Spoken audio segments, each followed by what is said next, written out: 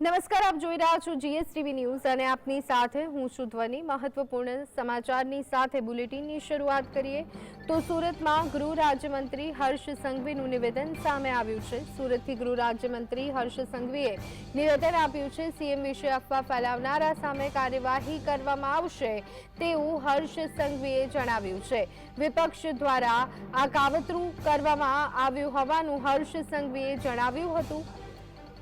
खोटी अफवा फैलावनाराओं सामे कार्यवाही थशे तेवुं निवेदन हर्ष संघवी राज्यना गृहमंत्री हर्ष संघवीए आप्युं छे।